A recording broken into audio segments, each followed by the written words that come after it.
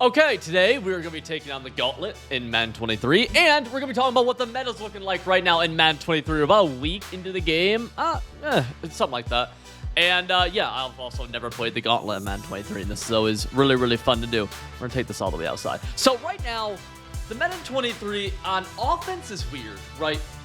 There hasn't been a tournament yet, and that's usually when the first meta starts getting decided. Also, the things usually bunch and trips are typically the overwhelming meta at first. They've nerfed bunch to some degree where it scared a lot of people away from running it, right? So with a lot of people not running bunch, they're trying out trips, they're trying out U-trips. I'm in gun tight. Tight offset is another one. A lot of people are just in different things, and it's like, it's kind of weird, and honestly, it puts me in a weird spot where I'm like, defensively, I don't really know what plays are coming because I'm not familiar with I don't know what people like right now. You know what I'm saying? Can we fit this in? This is just the hardest thing ever. So it's in a weird spot, right? We got gun tight, tight offset, U-trips, trips tight end, and bunch. I do believe bunch is going to become more of a meta as we move forward. A lot of people are running bunch at a pretty high level again, and I think we're going to keep on seeing that, though. And we're going to keep, as bunch is always a popular formation, it'll continue to be one, right? It's not going to just go away. People got scared of it at first, but people see people running it successfully now. They're going to go to this, okay? Defensively, the meta is really polarizing. It's probably the most polarizing defensive meta I've seen at launch, okay? It's man coverage. Man coverage is really good at launch, pretty typically. That's pretty typical, rather. The thing is, right now, it's probably man coverage mixed with it being a cover zero blitz. Like, this is probably better than even when, like, double A gap was a thing. And double A gap's been a pretty polarizing meta a few times, but this loop blitz from 335, I mean, it has people in shambles. Now, should it be patched is a question I get asked. Civil, hey, Civil, blah, blah, blah, do you want this to be patched?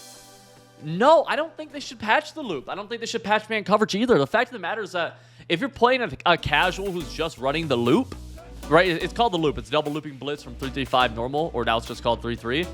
This is a worst challenge ever, by the way. They really don't, you really can beat that pretty easily if you just put some time in, learn an offense that's meant to destroy it. That's why, I mean, my entire offense, my entire ebook on Civil GG is meant to destroy the meta. That's why I always focus on, and that's what we've done again. So I really don't think they should patch it, dude. I think you should have to adjust to it. This one's gonna get me screwed. They will patch it. I'm curious what they do. The other meta on defense is whatchamacallit? Dollar, which you're seeing a little bit of. Jeez, we got 9 levels. Oh my gosh.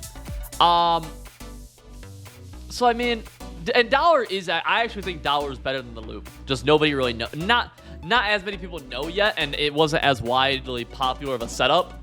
I believe Dollar, which is also the defense that I run, is the best defense in the game. I really, really do think that. And again, it's man cover, a lot of man coverage. I think the thing is still, though, dude, like, I think man coverage is going to continue to get worse as the year goes on. At the current rate, people are, learning more and more ways to beat it. And in addition to that, we're going to get better receivers in MUT is the thing. Like, man coverage isn't that good in regs. In MUT right now, it is really good because the DBs are better than the wide receivers. Whereas, as soon as we start getting better wide receivers, get route tech, get some more abilities, etc., we're chilling. No touchdown? What? You know what I mean? So, I'm not, I don't know. I really like the meta. A lot of, I love the meta, man. I love the game right now. I think this is the best launch I've ever been a part of. I remember last year, dude. It was one of the worst launches. It was the worst launch ever. My game didn't work. My game would turn off. My buttons didn't work. There was a bunch of freeze glitches. There was a lot of stuff, man. There was a lot of really bad stuff with the game last launch, and this one is not bad. Now, my biggest gripes of the game right now, we'll say Ags. Ags are bad. Ags are very bad. One-on-one, especially one-on-one Ags, are insanely bad. Now, mind you, most of them are happening when you have a huge size advantage, so you might argue that it should happen like that. I will argue against that still. I don't love it for competitive play, but Ags are very prevalent. Another big issue that's happening right now is that tip passes are being caught by the wide receivers a lot, like way more than they should. You can throw it into double coverage, that ball can get tipped up, and another receiver can come underneath and get it, and it happens kind of a lot. Like, a lot. It happens way more than it should. And that's a huge issue. I have a huge issue with that in the game. Finally, I think the big issue I have, man, is D-line picks. A lot of, not even just D-line picks, because D-line picks are bad, but it's like blitzers able to pick the ball off. I've seen contains pick the ball off. I've seen just free rushers pick the ball off. That's really bad. I don't believe that you should, in competitive play, I don't believe that you should be able to pick the ball off with somebody blitzing. I just don't. Even if the ball hits them, because if the ball hit them, the quarterback probably got hit as he threw, and you have no control over whether or not that ball is going straight to the dirt, for like it could for your opponent, or going right into the hands of a D lineman, like could for you, right? And that just ends up coming down to fluke, and I'm, as you guys know, a huge advocate against fluke. Another big issue I have is with the man coverage meta right now. While I am okay with it, a big issue. Did I just shank this punt? Oh my gosh, please roll. It's not going to. No shot, please. Oh my gosh. Is a corner route can beat man coverage 6 out of 10 times. And the issue that comes with that, again, speaking from a competitive point of view, I actually think more casual people will love this game. Speaking from a pure competitive view, the issue with that style of Madden is that, let's say me and you have everything the same players, same route, same everything, right? And we're playing each other in an important game, and I get my man coverage. Because 6 out of 10 times, the way that works in Madden ways is they're flipping, a coin, or not even a coin. They're rolling dice, right? You have a 60% chance. Sometimes you'll get the short end of the stick 4 times in a row. And there's nothing you can do. And sometimes your opponent, given the same odds, will get the favorable side of the stick 4 times in a row. And that's not good for comp. It's not, right? I like consistency. I like routes that consistently beat man. I like routes that consistently don't beat man, right? The issue that comes into that is, how should ratings play a factor?